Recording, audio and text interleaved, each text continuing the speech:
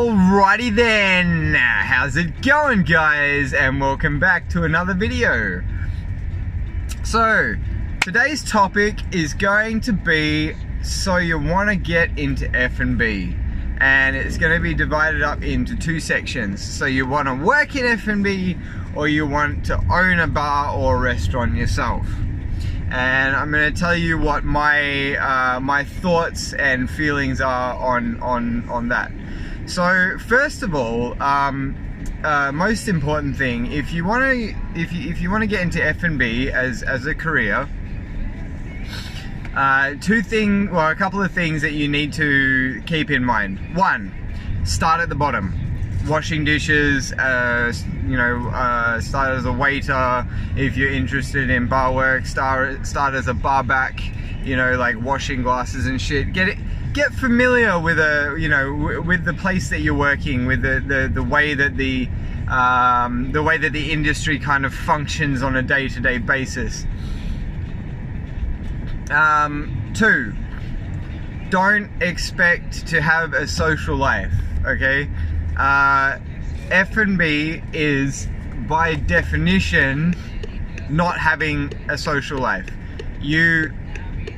Especially when you're young, 18, 19, early 20s, it's terrible because, all of your mates will be going out on their, Friday and Saturday nights, getting trashed, having fun, partying, and you're going to be working. You are going to be working, okay? Don't ever make the assumption that you will be able to work in F&B and still have weekends and things like that. It ain't gonna happen.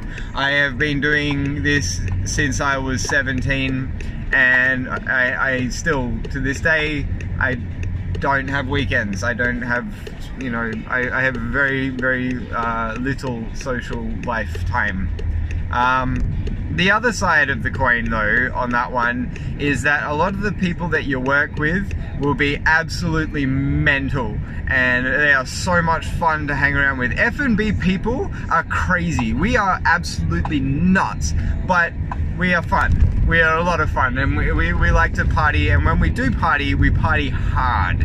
And that's because the fact that, we don't have a social life. So, when we do get the opportunity to go out and hang out, we generally go pretty hard.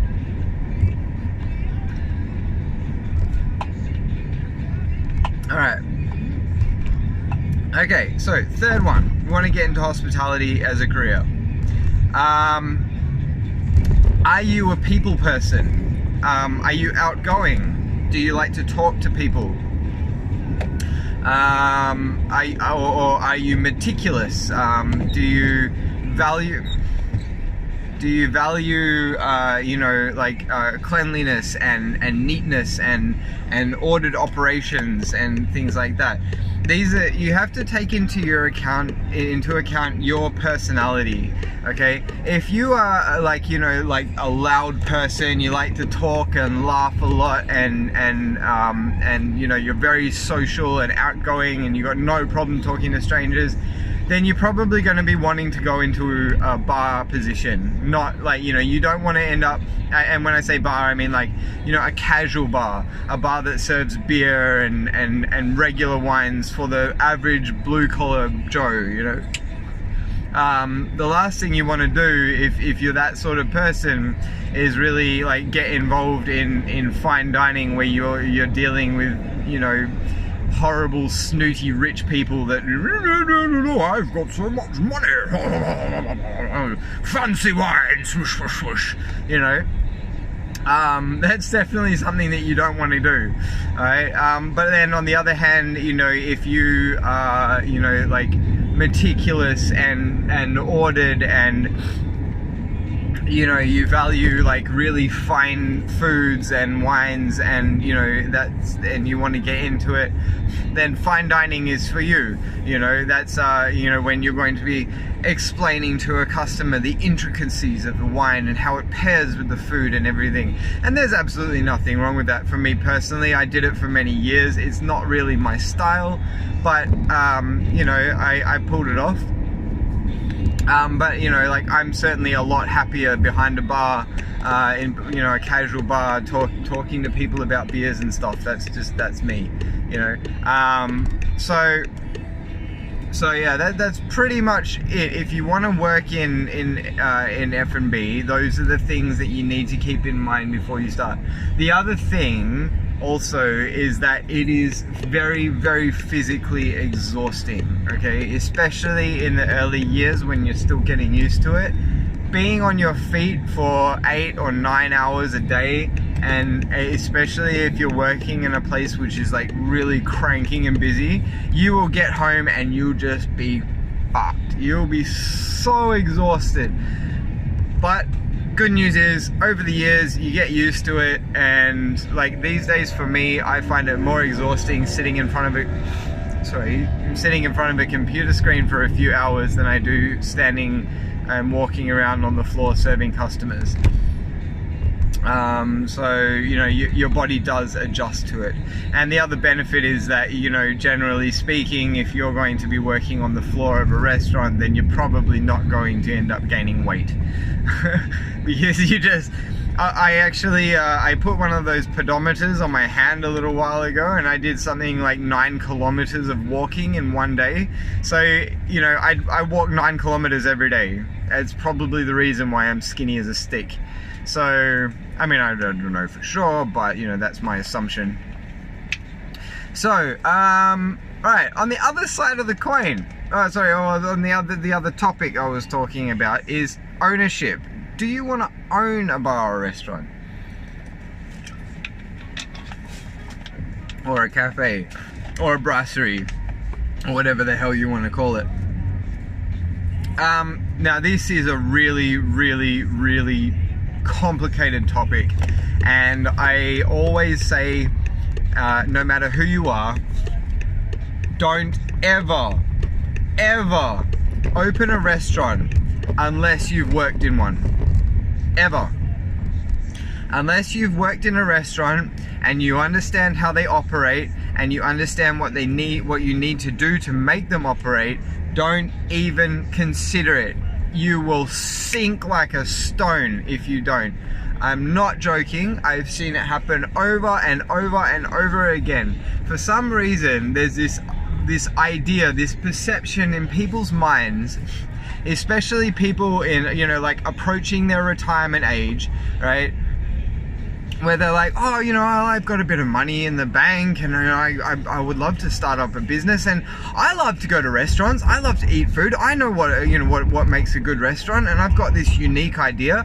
I can open a restaurant, and you're gonna open a restaurant, and you're gonna spend a lot of money. You're gonna spend a lot more money than you thought you would spend setting up the restaurant, and then you're gonna open it, and then it's gonna go.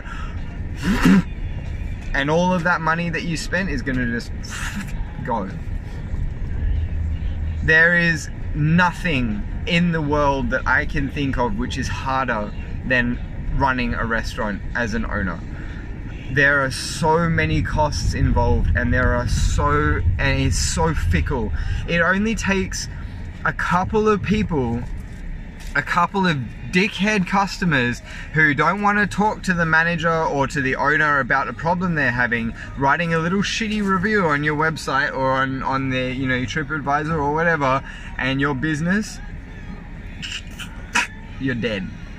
It's like that, right? It is so fickle. And you know, if you're starting up your own restaurant or your own cafe, you need to be there every single day, open to close, right? You need to be. If you want to make the place run, then you need to sacrifice every single part of your life to that restaurant in order to make it work. You cannot just assume that just because you've got a unique idea and a unique concept and a little bit of money that you're going to be able to start to you know, build a restaurant and then start making profit. It doesn't work like that. Reputation is a huge thing. Quality is a huge thing. Consistency is the biggest thing, and consistency, trust me, is much harder to maintain than you think. All right, much harder. Right? So you know, like having a restaurant is truly it's a labor of love. Okay, you cannot open a restaurant just because you want to make money. You need to open a restaurant because you want to serve people, because you want to show off the you know, your unique flavor that you've developed over years of personal cooking yourself, or you want to share with people your passion about Belgian beers, for example, like for example for me with Delirium Cafe, you know, my passion is in Belgian beers, and you know, I discovered them 3 years ago, and now I cannot get enough of them. I absolutely adore Belgian beer, and I'm fascinated by it, and I want to share that with every single person that walks into the bar, you know, and that's my goal, that's my mission. And when customers see how passionate I am about the products and about the history and everything to do with Belgian beer, it rubs off on them, and it impresses them, and it makes them feel like, wow, this place is really special, and then they come back. But you know, if you're just doing it just because you want to make money, then, you know, I'm sorry, it's not going to work. The other thing is fine dining, and this one is very, very important, right? Let's say you've got a lot of money and you've always wanted to have a fine dining restaurant, right? Before you do this, okay, I'm guessing because you've got a lot of money, you probably have already own a business of some kind, but you want to do something new, right? Have a backup plan. Be prepared to close your restaurant and renovate it and completely change every single detail of it after 6 months. Because fine dining restaurants, if like, you know, if regular restaurants and regular F&B outlets are fickle, fine dining restaurants are, there are just no words for it. They are just disgusting in terms of the you know, the business side of things. When you first open, everybody loves a fine dining restaurant. You know, you get all of the rich and famous people coming in, especially if you can generate enough hype. And you know, they come in, they spend obscene amounts of money in the first 6 months, you know, buying all of the finest wines, the finest foods, and you know, generally it's, you get really good reviews and everything. And even if you do everything perfectly, after 6 months, right? Excuse me for a sec.